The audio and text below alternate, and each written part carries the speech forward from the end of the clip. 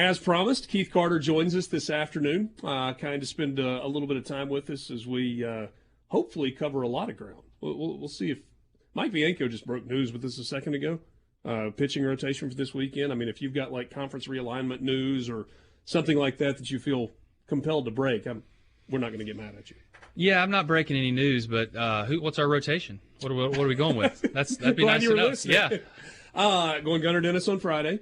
Liam Doyle, the Coastal Carolina transfer, going to start Saturday, and then Sonia on Sunday. Okay. So just a little tweak there. Yeah, a little tweak. All right. I like it. And Riley Maddox tomorrow night against Memphis. All right. I was wondering when we were going to see him.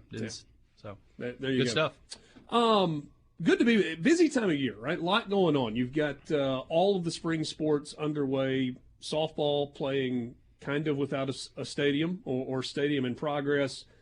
Baseball, a little bit of a rocky start, playing better as of late. Men's basketball, trying to figure out a way to get to the dance. Women's basketball in incredible shape right now, and lots of other stuff. I guess golf's in Cabo right now for them as well. Or men's golf is. Yeah, tons going on. We talk about it all the time. The fall gets a lot of the hype because of football, and it should, but the spring is much busier. So many events going on, and I think this weekend in Oxford we had something like 15 events going on with tennis and all that. So, but it's fun. A lot to do, and like you said, some meaningful games down the stretch for our basketball teams, and baseball's getting going. Softball, I think they're something like 12-3 or 12-4 right now, gotten off to a great start. So the spring is wild, but that's what we do it for. It's a lot of fun. And then there's some spring football that gets mixed in with that as well that seems to be gathering some attention. It feels like this was a different type off season than you've had in recent years. Maybe that allowed you to sleep better at night. I don't know, but you go from the win in the Peach Bowl to not a lot of drama about whether or not a coach is going somewhere else or is going to be back, just kind of rolling into a year where expectations are maybe as high as they've ever been. Yeah, and that's what we want. That's what we talked about when we hired Coach Kiffin 4 years ago, is that we wanted to be relevant. We wanted to be a part of that national conversation, and we're here. And I tell people all the time, like, the Peach Bowl was fantastic, and to win that game and play as well as we did, and you love it for those seniors.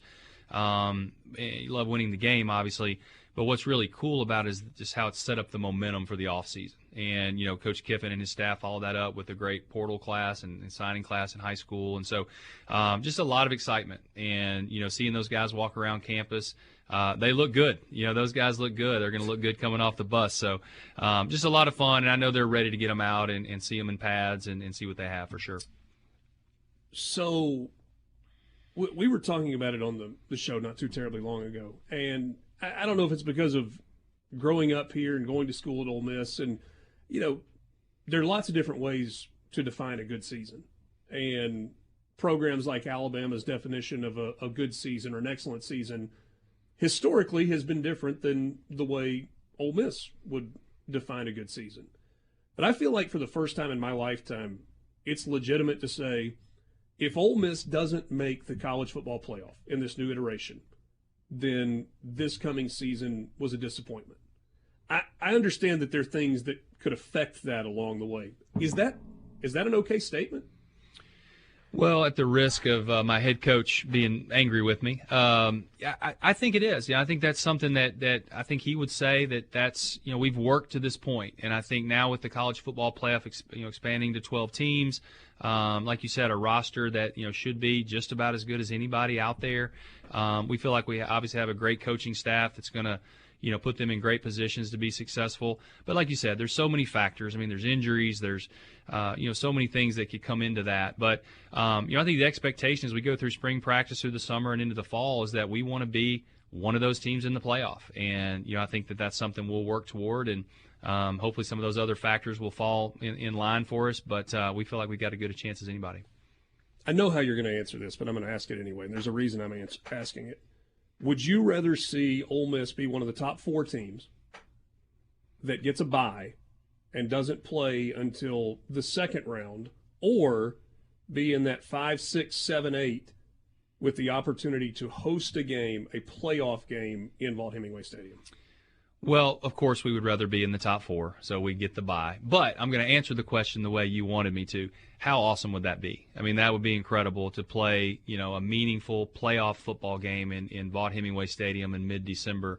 I think it gives me a little bit of anxiety with the ticket requests we would get, because I think that's something that we would have to work through. But I think this new format with the home game opportunities in the playoff is just going to be phenomenal. I think that whether it's here, whether it's at other places, it's going to make for great TV, and certainly I'm sure Mayor Tannehill would enjoy that, having another great big weekend in Oxford in December, and all of our local folks would too. So certainly from a competitive standpoint, probably want to be in that top 4. But if we were to host, we would certainly, we would really enjoy that. There's so many things that still have to be worked out. Has a ticket distribution solution for the visiting team been settled? Is it percentage, or is it a solid number? Or yeah, they get 3,500. They get 3,500 tickets. Okay. And so, for us, we're used to giving out 5,000 to the visitors in the SEC as we are now. So certainly our home fans would get a lot of the tickets, and we would certainly make that as big a home field advantage as we could. So and that doesn't matter if it's 65,000 seats in Oxford or 115,000 seats in Ann Arbor. That's correct. 3,500 is the number. Was there pushback on that? It feels like that's a smaller number than I would have guessed. Yeah, it is. And, we were concerned about it because obviously we do have one of the smaller stadiums. Yeah. And so, the 3,500 for us was easy, and, something that we actually will get a few tickets back, relative to what we normally do. So, I don't know. That may be something they look at in the future and try to change that. But right now it's the 3,500. Will bands be part of that? Yes, that will be a part of their allotment, is their band as well. Yeah. I know that's getting off in the weeds a little bit, but I'm thinking about, we hear pageantry thrown around sometimes with college football, and maybe it's overplayed a little bit, but that's going to feel different than normally a road team coming. We were having a debate when people had thrown out the playoff projections of, there was one that had Notre Dame coming, and I think there was one that had Michigan in here, and it was like, what would that be like in Oxford? And somebody said, Notre Dame would take over the stadium. I was like, I don't really think that's how this is going to work anywhere you go. That's right. Yeah. I'm sure they would try. I'm sure they would show up and try to get in the stadium, and I'm sure they would try to buy tickets on the secondary market and those type of things. But, I think that the reason those top seeds get the home game is because they've earned that, and they get the chance to have the home field advantage. Speaking of the stadium, there was a couple of years ago, the big plans that got put on the back burner in terms of Vaught-Hemingway renovation. Where is that? It's on the shelf right now. We obviously launched that campaign just prior to NIL really becoming a thing. Right. And so when we saw kind of where the landscape was going, we decided, that's a huge project. That was a big part of the campaign, going to be probably up to close to $300 million by the time it was all said and done to do that west side. And we still have it. We know right where it is on the shelf. We're going to come back to it someday. It's a project that we feel like is important. But we're just not in a place to do that right now until we find out, where this college athletics landscape is going to land eventually. So there's lots of pending litigation, right? And one of those things is about the potential for back pay, NIL back pay to former student athletes, and I guess it's kind of across all of college football. The number that's been thrown around is $3 billion. What does that mean? Well, obviously that's a big number, and I know the NCAA has said they would be willing to cover some of that, but where does the rest come from? And I think that's why it's being litigated right now. Why there's If they hadn't spent so much money on lawyers losing lawsuits, they'd have more to help cover that. They would. We can't go down that road though, Richard. But yeah, it's certainly going to be interesting. I feel like where this could all land. Obviously, there's 4 or 5 different lawsuits right now that are all against the NCAA. They all kind of revolve around the same thing. They all kind of touch each other in some way. I could see a lot of these maybe merging at some point and all becoming kind of one bigger lawsuit that could maybe be settled easier potentially if it's formatted that way. But you would certainly love to see it. I would love to see it settled before it goes to trial, because I think if you go to trial, that's not good for anybody. I don't think it's good for our side for sure. And in a lot of ways, it feels like not dissimilar to the idea of, hey, let's let Congress handle what the future of college athletics looks like, when you're not entirely sure you're going to like the result of what you ultimately get handed. Well, that's the thing. You can't really have your cake and eat it too. You feel like you might need some help from Congress on a few of the matters and a few of the items, but at the end of the day, I'm not sure you want them running your enterprise. And so I'm not sure you can get one without the other. So I really feel like we're going to be able to get closer to a finish line on this really through the litigation and the courts. I think that's what's going to push it. I know there's a lot of smart people working on it every single day. Obviously, Greg Sankey and our folks at the conference office are trying to lead from the front on it. But we feel good about hopefully where we'll finish up. We'll pick this conversation up on the other side of a quick timeout. Sports Talk Mississippi with you. Yes, we certainly can try to do that. So we were kind of working our way toward some of the big picture topics that are going on in college athletics right now, and I don't know that there is a bigger hot button topic outside of NIL, and maybe that's a different one altogether, but format of the college football playoff. There's a new deal that's been agreed to. No, that deal hasn't actually been agreed to. Somebody leaked it too soon. 12 teams, 14 teams. The SEC and the Big Ten automatically get the top 2 seeds every single year. How many So what's the right solution?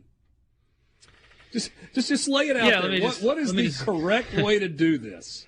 I really am happy that we're having these conversations. I think it was way too long, for us to get to 12, and then now to 14 here in a couple years, whatever.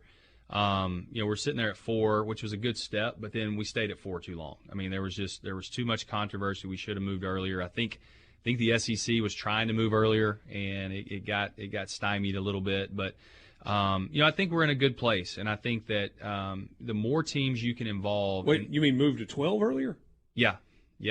I think there was a lot of talk. When you say got stymied a little bit, yes, Jim Phillips, the little society of very, very, very good friends with Kliavkoff and Kevin Warren, they blew the whole thing up. It got stymied. I was not going to use any names, but since you did, no, clearly the SEC and Commissioner Sankey are always going to be proactive in leading from the front. And I think when Texas and Oklahoma came into the league, everybody said, "Whoa, let's hold on a minute before we do that," and basically slowed it down for a year and a half. And so I think we could have been into 12 even before this year if that had not happened. But all that to say is, I think the more teams you can get involved. We were stuck at 4 for so long that you get to games 9, 10, somewhere in there in the season, teams didn't have anything to play for anymore. And so now I think you're going to have teams and programs that they're playing all the way through, because you may lose 2, 3 games and still have a chance to be in the playoff. And I think that just helps college football. Guaranteed spots for the SEC and the Big Ten. I mean, the latest kind of thing that appears to be bandied about in a 14-team model. Is that right? 14 yep. Or 16? 14. Yeah, 14.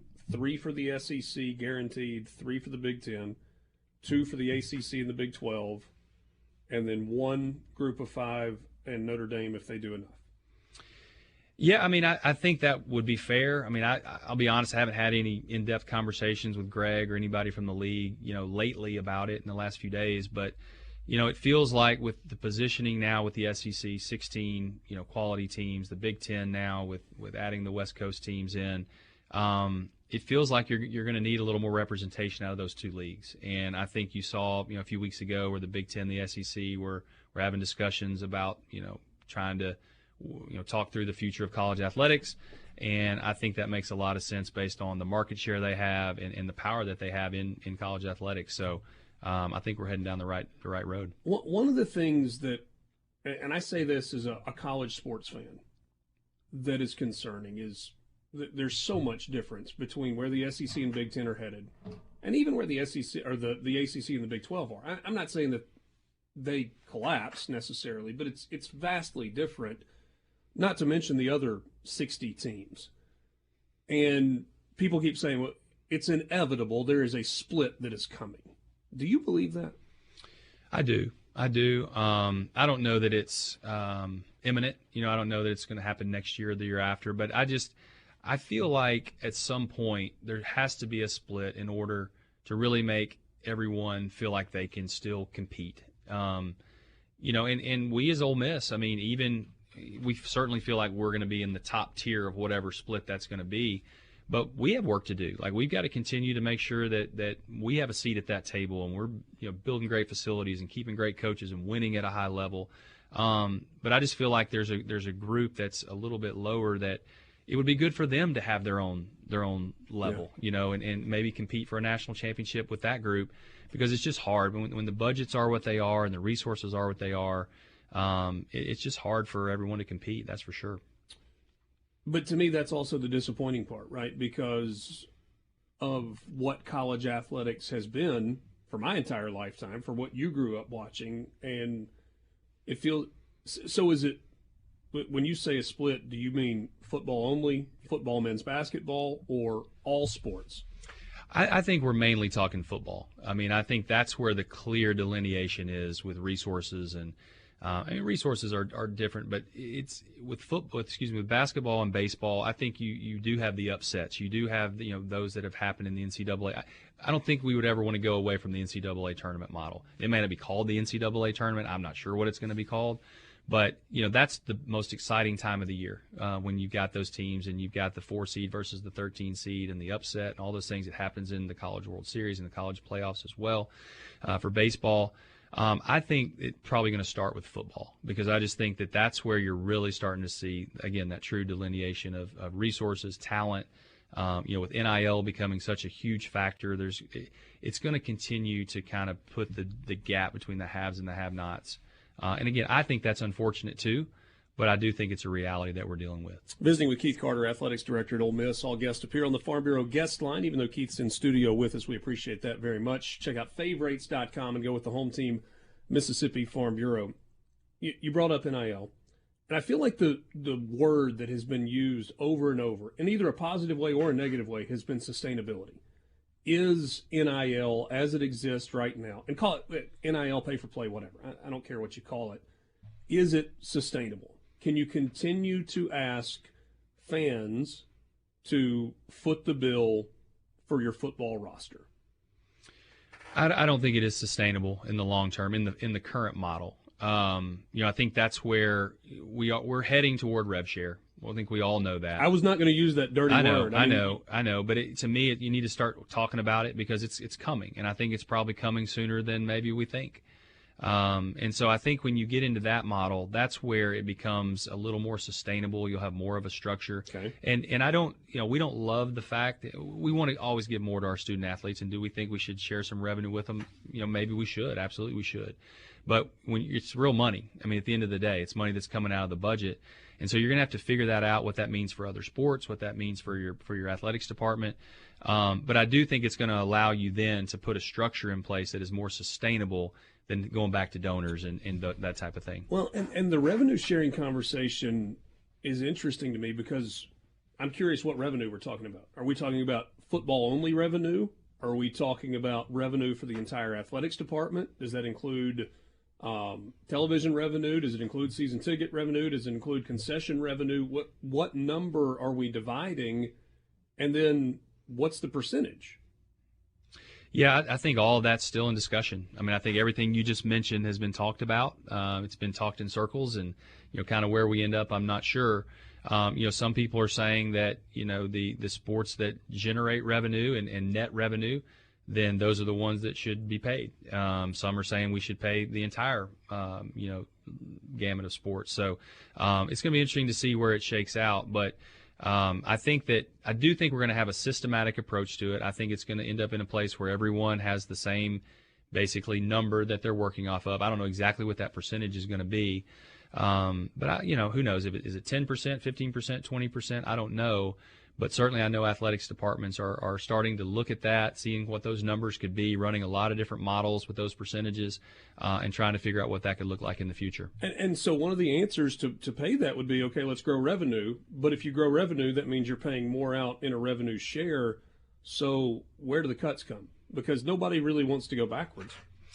Well, you don't want to go backwards. Certainly don't want to cut sports. I mean, that would be my number one priority in the whole process, is making sure that we don't lose opportunities for our student athletes in some of our sports that don't generate revenue.